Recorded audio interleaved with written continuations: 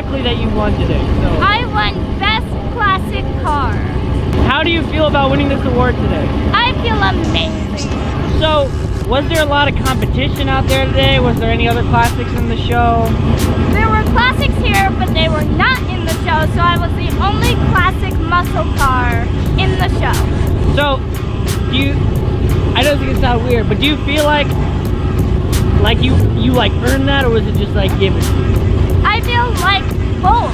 I feel like I earned it because I've worked hard on my car, and I made it into a show car.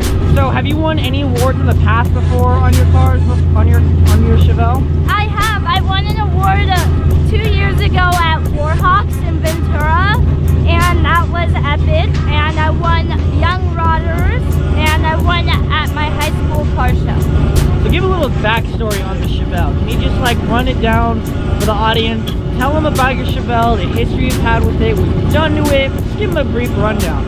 Absolutely. So the car was found after an accident with my first Chevelle. I was rear-ended and it could not be saved and driven safely, so we had to total it out, and I used that money to find and purchase this Chevelle from a friend of the family, and I have done almost everything to it. I've done the paint and body thanks to Next Auto Body.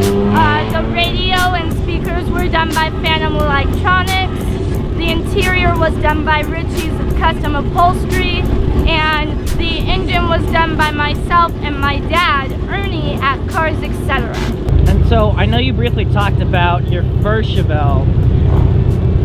What was your first Chevelle, and how long did you have that? What did you do to that?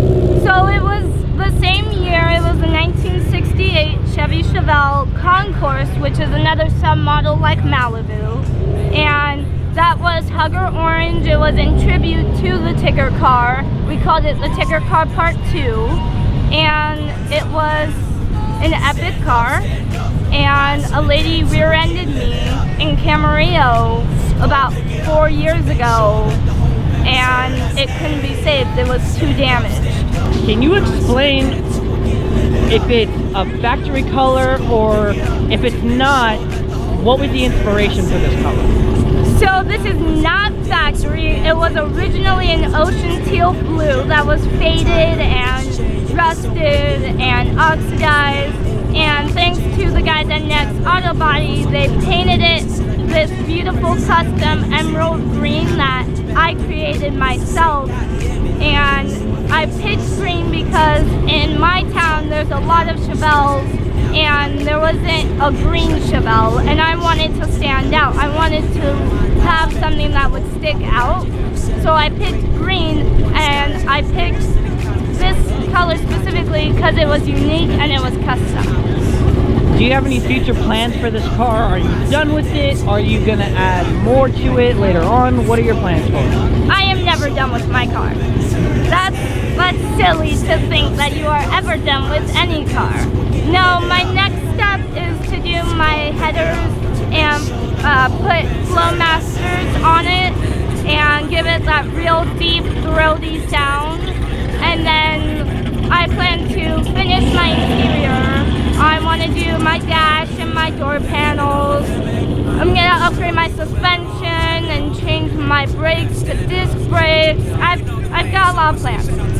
But why specifically a Chevelle? Was there any influence on it? Was there, like, did your family work on Chevelle specifically? What was the choice in getting a Chevelle?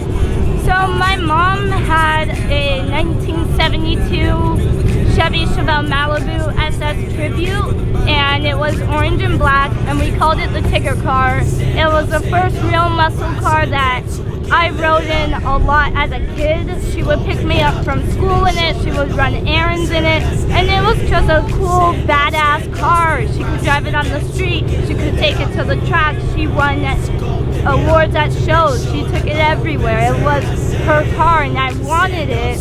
She wouldn't let me have it, so I went and I found my own. Okay.